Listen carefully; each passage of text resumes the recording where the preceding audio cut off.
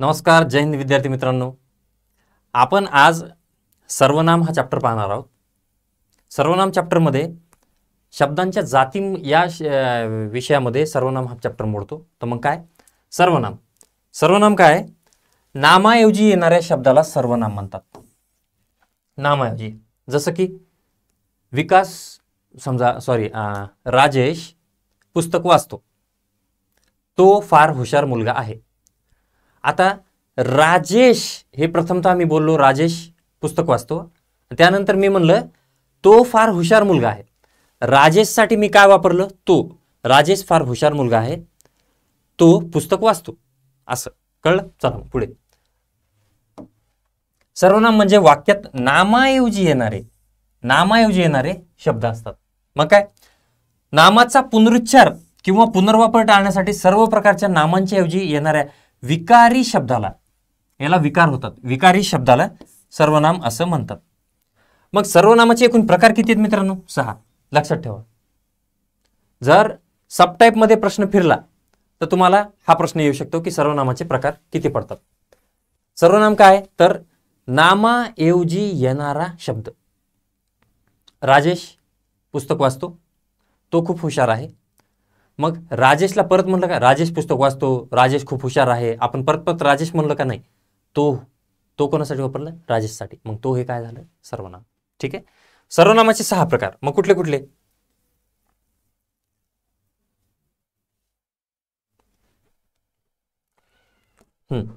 तर पुरुषवाचक, दर्शक, संबंधी, प्रश्नार्थक, सामान्य आणि आत्मवाचक. सामान्याला अनिश्चित देखील म्हणतात मित्रांनो. पुरुषवाचक, दर्शक, संबंधी, प्रश्नार्थक, सामान्य आणि आत्मवाचक सर्वनाम. ठीक आहे. चला पुढे. मग या सर्वनामाचा उपयोग कसा? पहिल्यांदा पुरुषवाचक सर्वनाम समजून घेऊ आपण.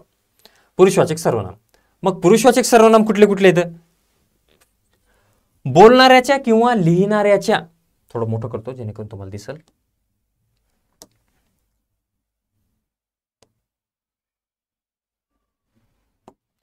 बोलणाऱ्याच्या किंवा लिहिणाऱ्याच्या दृष्टीने जगातील सर्व वस्तूंचे 3 गट पडतात.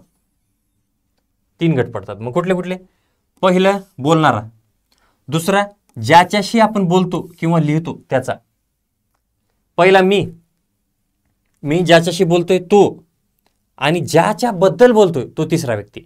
पहिला, आता मी बोलतोय तुमच्याशी म्हणजे तुम्ही दुसरे, आणि मी ज्या व्यक्तीबद्दल बोलतो तो तिसरा व्यक्ती. पहिला, दुसरा, तिसरा, 3 व्यक्ती. ठीक आहे. मग काय?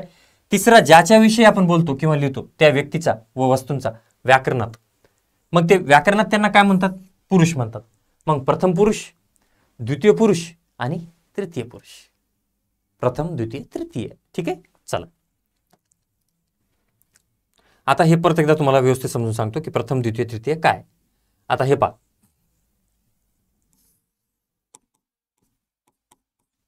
हा आहे मी. ठीक आहे.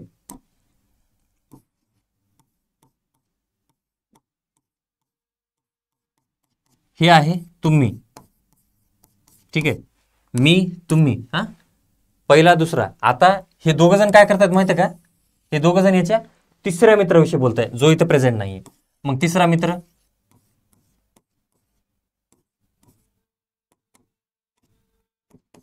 हा त्याचा तिसरा मित्र. मग आता मी, तुम्ही आणि हा तिसरा. ठीक आहे. मी, तू. मग काय? प्रथम पुरुष, द्वितीय पुरुष, तृतीय पुरुष, 3 पुरुष. ठीक आहे. हे दोघ जण बोलतायत याच्याविषयी, हा याला बोलतोय याच्याविषयी. ठीक आहे. चला मग आता या तिन्ही वर्गातील नामाबद्दल येणाऱ्या सर्वनामांना पुरुषवाचक सर्वनाम म्हणतात. मग काय? काय? बोलणारा स्वतःचा उल्लेख करताना जी सर्वनामे वापरतो तिला प्रथम पुरुषवाचक सर्वनाम म्हणतात. मी, आपण. ठीक आहे. मग काय? मी, आम्ही, आपण आणि स्वतः. मग प्रथम पुरुषवाचक सर्वनाम जर तुम्हाला विचारले तर तुम्ही प्रथम पुरुषवाचक सर्वनाम कुठले कुठले सांगणार? मी, आपण. कुठले कुठले सांगणार मित्रांनो? मी, आम्ही, आपण आणि स्वतः. ठीक आहे. चला आता द्वितीय. या तिन्ही वर्गातील नाव या सर्वांना पुरुषवाचक सर्वनाम म्हणतात. बोलणारा स्वतःचा उल्लेख मी, आपण. ठीक आहे. हे मी, आपण. आता ज्याच्याशी बोलायचे त्याचा उल्लेख करताना जे सर्वनामे आपण वापरतो त्याला द्वितीय पुरुषवाचक सर्वनाम म्हणतात. ज्याच्याशी बोलायचे. मग काय, तू, तुम्ही, आपण आणि स्वतः. आता तू म्हणाली तर आपण कसं काय आलं, स्वतः कसं काय आलं. मी तुम्हाला म्हणतो अरे तुम्ही स्वतः येणार आहात, तुमच्या बाबतीत म्हणतोय ना मी, मग तुमच्यासाठी मी स्वतः लागू झालं का नाही. आणि तुम्ही काय म्हणता, यस आपण स्वतः. मी म्हणतो अरे सर आपण स्वतः कार्यक्रमाला येणार आहात, म्हणजे त्यांच्यासाठी मी स्वतः वापरलं का नाही. मी म्हणतो अरे सर आपण स्वतः कार्यक्रमाला येणार आहात, म्हणजे त्यांच्यासाठी स्वतः वापरलंच का नाही मी. आपण आणि स्वतः हे द्वितीय पुरुषी पण चालतात, प्रथम पुरुषी पण चालतात. ठीक आहे. आता तिसरं, ज्याच्याविषयी बोलायचे त्या वस्तूचा उल्लेख करताना जे सर्वनामे वापरतात त्याला तृतीय पुरुषवाचक सर्वनाम म्हणतात. त्याला काय म्हणायचं, तृतीय पुरुषवाचक. मग काय, तो, ती, ते, त्या. तो, ती, ते आणि त्या. ठीक आहे. चला पुढे. आता दर्शक सर्वनाम. दर्शक सर्वनाम काय असतं, जवळची किंवा दूरची वस्तू दाखवण्यासाठी जे सर्वनाम येते त्यास दर्शक सर्वनाम म्हणतात. जवळची किंवा दूरची वस्तू दाखवायची असल्यास त्याला काय, दर्शक सर्वनाम. मग हा मुलगा, ही मुलगी, हा मुलगा खूप सुंदर आहे, हा मुलगा अभ्यास नेहमी चांगलाच करतो, ही मुलगी नेहमी वर्गात प्रथम क्रमांकावर येते. म्हणजे तुम्ही जवळची व्यक्ती दाखवत आहात त्याला म्हणायचं दर्शक सर्वनाम. दर्शक जवळची व्यक्ती, जवळची किंवा दूरची वस्तू. तो पहा डोंगर किती हिरवळ झाली त्या डोंगरावर, तो म्हणजे काय, दर्शक सर्वनाम. आपण दर्शवतोय, कोणाला तरी सांगतोय आपण. ठीक आहे. सर त्याला दर्शक सर्वनाम. हा, ही, हे, तो, ती, ते. आता संबंधी. संबंधी सर्वनाम काय, जो अभ्यास करील तो पास होईल, जो गाणे म्हणील तो गायक होईल, जो नियमित PYQ सोडविल त्याचा पेपर नक्की निघेल, तो. मग काय, जो जी जे जे ज्या, जो जी जे जे ज्या जी. ठीक आहे. चला पुढे.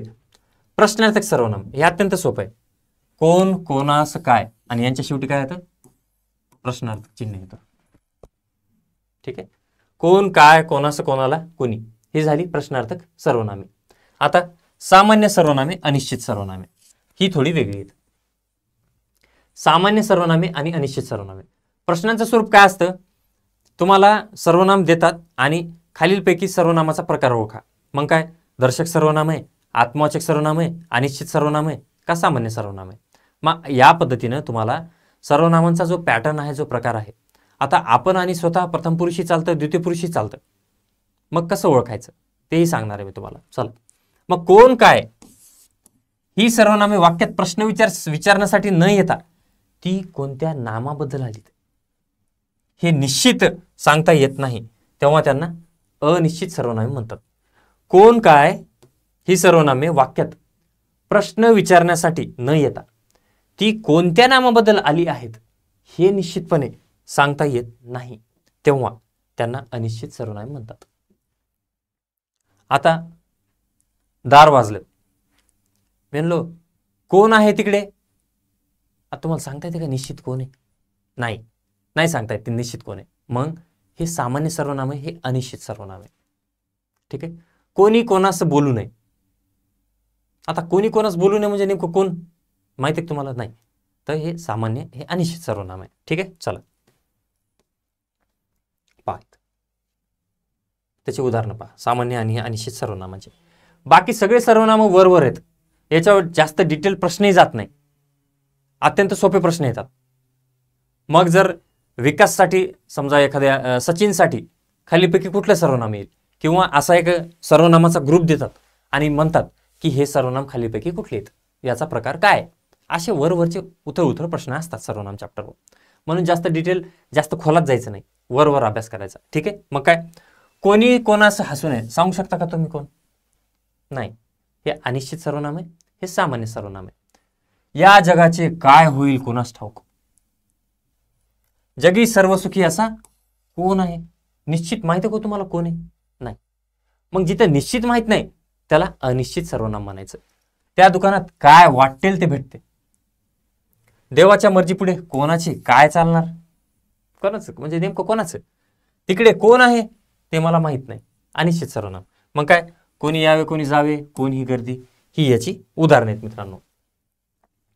आता आत्मवाचक सर्वनाम हे अत्यंत महत्वाचं आहे. याला IMP करा, याला थोडं व्यवस्थित समजून घ्या, याच्यावर प्रश्नांची संख्या जास्त आहे मित्रांनो. मग काय, जेव्हा आपण या सर्वनामाचा अर्थ स्वतः असा घेतो, आपण या सर्वनामाचा अर्थ आपण स्वतः असा घेतो, तेव्हा ते आत्मवाचक सर्वनाम बनतं. ठीक आहे, आत्मवाचक सर्वनाम. यालाच कोणी स्वतःवाचक देखील म्हणतं. स्वतःवाचक, आत्मवाचक किंवा स्वतःवाचक. मग मी आपणहून सहलीला जाण्याची तयारी दाखवली. मी आपणहून सहलीला जाण्याची तयारी दाखवली म्हणजे मी स्वतःबद्दल बोलतोय. मग इथं आपणहून काय झालं, आत्मवाचक सर्वनाम. ठीक आहे. नागरिकाने आपणाला राष्ट्रभक्त समजावे म्हणजे प्रत्येकाने स्वतःला हा राष्ट्रभक्त समजावे. मग हे आपणाला म्हणजे काय तर आत्मवाचक आहे. मग स्वतः हे आत्मवाचक सर्वनाम नामाच्या किंवा सर्वनामाच्या सोबतीशिवाय सहसा वापरलं जात नाही. मग इथं पाहे मी, हे नागरिक, याच्याशिवाय वापरलं जात नाही आत्मवाचक सर्वनाम. तिथे येतं ते सहसा. आपवत काय आहे हे पहा, स्वतः मेल्याशिवाय स्वर्ग दिसत नाही. मग स्वतः मेल्याशिवाय स्वर्ग दिसत नाही. आता इथं नाम किंवा सर्वनाम आले का कोणतं नाही, कधी कधी असं येतं ते, हे समजून घ्यायचं आपल्याला. काय आत्मवाचक सर्वनाम आहे, जेव्हा आपण या सर्वनामाचा अर्थ स्वतः असा होतो तेव्हा आत्मवाचक सर्वनाम, त्याला तुम्ही स्वतःवाचक देखील म्हणता. मी आपणहून सहलीला जाण्याची तयारी दाखवली म्हणजे मी स्वतः दाखवली. नागरिकाने आपणाला राष्ट्रभक्त म्हणजे नागरिकाने स्वतःला राष्ट्रभक्त समजावे. मग स्वतः हे आत्मवाचक सर्वनाम नामाच्या किंवा सर्वनामाच्या सोबतीशिवाय सहसा वापरलं जात नाही. पण इथं अपवाद काय येऊ शकतं ते, जसं उदाहरणासहित सांगितलं मी तुम्हाला, स्वतः मेल्याशिवाय स्वर्ग दिसत नाही. ठीक आहे. इथं नाम सर्वनाम आलंय पण इथं आलं का नाही आलं, पण ते येऊ शकतं का, काही अडचण नाही. चला आता काय फरक पहा. आपण हे सर्वनाम आत्मवाचक म्हणून वापरले तर ते देखील नामाच्या काही सर्वनामाच्या आधाराने येते. आपण या सर्वनामाचा अर्थ जेव्हा स्वतः असा होतो तेव्हा ते आत्मवाचक सर्वनाम असते. आपण आणि स्वतः ही जी दोन्ही सर्वनामे पुरुषवाचक आहेत. आपण पुरुषवाचक सर्वनाम बघितले का नाही, पहा तुम्हाला दाखवतो. पुरुषवाचक सर्वनाम कुठले कुठले आहेत, मी आम्ही आपण स्वतः, मी आम्ही आपण स्वतः, तू तुम्ही आपण स्वतः आणि तो ती त्या. म्हणजे हे तिन्ही प्रथम पुरुषी, द्वितीय पुरुषी, तृतीय पुरुषी असे पुरुषवाचक सर्वनाम आहेत. मग पुरुषवाचक सर्वनाम आपण जेव्हा पाहिले त्यावेळेस दोन्हीतला फरक पाहायचा आपल्याला, आपण आणि स्वतः. कारण की दोन्ही सर्वनामे पुरुषवाचकही आहेत आणि आत्मवाचकही आहेत. मग समजायचं कसं, मग यांना पुरुषवाचक सर्वनाम कसं, पुरुषवाचक आपण हे केवळ अनेक वचनात येते. आत्मवाचक आपण हे दोन्ही वचनात येते. आता जिथं पुरुषवाचक आपण आहे, पुरुषवाचक ते फक्त केवळ काय अनेक वचनात येते. ठीक आहे, अनेक वचनात. आता मी म्हणतो आपण सहलीला जाऊ, आपण सहलीला जाऊ. आपण म्हणजे मी एकटा येतो का हो, थोडा विचार करा. मी म्हणलं आपण सर्व मिळून सहलीला जाऊ, बरं ठीक आहे. मी हे म्हणतो आपण सर्व मिळून सिलेबस कंप्लीट करून पद मिळवू. मग काय आपण सगळे अनेक झालो का, येस. पण आता मी म्हणतो आपण कार्यक्रमाला नाही येणार बाबा, तुम्हाला जायचं असलं जा, कारण की माझं सध्या डोकं दुखतंय. आपण म्हणजे काय, मी स्वतः एकच आहे ना. मग इथं मी एकासाठीही वापरलं, अनेकांसाठीही वापरलं. याला म्हणायचं आपण हे पुरुषवाचक सर्वनाम अनेक वचनात येते, आत्मवाचक आपण हे दोन्ही वचनात येते. ठीक आहे. चला, पुरुषवाचक आपण हे वाक्याच्या आरंभी येऊ शकते, आत्मवाचक आपण तसं येत नाही. ठीक आहे. चला, मग आता सर्वनाम आपण हे आम्ही व तुम्ही या अर्थाने येते तेव्हा ते पुरुषवाचक असते. जेव्हा आम्ही किंवा तुम्ही, कारण की प्रथम पुरुषी द्वितीय पुरुषी आहे ना, एका व्यक्तीबद्दल दोन व्यक्तीबद्दल ज्यावेळेस बोलतो आपण त्यावेळेस ते काय येतं, आपण हे पुरुषवाचक येते. पण स्वतःच्या अर्थाने जेव्हा ते आपण घेतो तेव्हा ते आत्मवाचक असतं. आपण कार्यक्रमाला येणार नाही बा, आपण म्हणजे मी स्वतः येणार नाही. आपण म्हणजे मी स्वतः येणार नाही. मग इथं हे आपण जे आहे ते स्वतः आहे. आता याचं उदाहरण काय, आपण कार्यक्रमाला जाणार नाही. ठीक आहे. आता इथं आपण म्हणजे कोण, मी. आणि आपण सर्व मिळून कार्यक्रमाला जाऊ म्हणलं तर काय, प्रथम पुरुष द्वितीय पुरुष दोन्हीमध्ये येतं ते. ठीक आहे. चला, मग आपण या आत्मवाचक सर्वनामाचा पुरुषवाचक सर्वनाम म्हणूनही उपयोग केला जातो आणि ते तीनही पुरुषात आणि दोनही वचनात येते. दोन्ही वचन म्हणजे एक वचन अनेक वचन आणि तिन्ही पुरुष, प्रथम पुरुष द्वितीय पुरुष तृतीय पुरुष. ठीक आहे. चला, आता पहा, मी देवळात गेलो तेव्हा आपण आलात का. मी देवळात गेलो तेव्हा आपण आलात का म्हणजे काय, द्वितीय पुरुष. आपण, तुम्ही आलात का म्हणजे काय, द्वितीय पुरुष आणि अनेक वचन म्हणजे एक दोन तिघ चौघ किती येऊ शकतात ना. मी देवळात गेलो तेव्हा आपण आलात का, तेव्हा आपण म्हणजे काय, 4-5 जण असू शकतात किंवा ते सिंगलही असू शकतो. मग काय, इथं द्वितीय पुरुष. सुरेशने मला शाळेत बोलवले व आपण आलाच नाही म्हणजे काय, मला शाळेत बोलवलं आणि स्वतः मात्र आला नाही म्हणजे आपण मात्र आला नाही म्हणजे काय, आपण काय, इथे तृतीय पुरुष आहे. सुरेशने मला शाळेत बोलवले व आपण आलाच नाही. आता मी तुम्हाला सांगतो, गणेशने मला क्लासला बोलवलं आणि स्वतः आलाच नाही.